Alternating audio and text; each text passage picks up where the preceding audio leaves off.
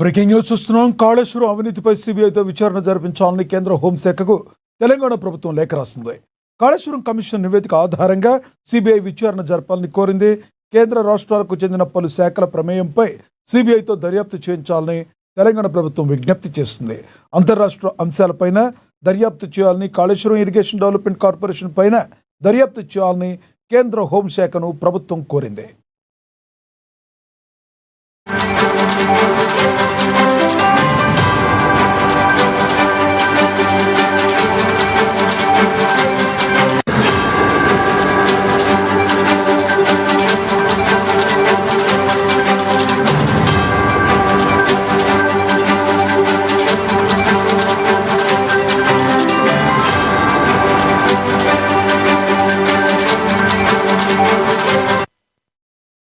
అలాగే కాళేశ్వరం కేసును దర్యాప్తు చేసేందుకు సిబిఐకి లైన్ క్లియర్ చేసింది సర్కార్.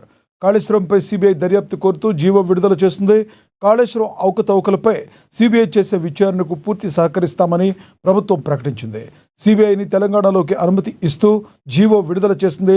తెలంగాణలో సిబిఐకి ఎంట్రీ లేకుండా 2022లో ఇచ్చిన ఉత్తర్వులకు మినహాయింపు ఇస్తున్నట్లుగా జీవోలో ప్రభుత్వం వివరించింది.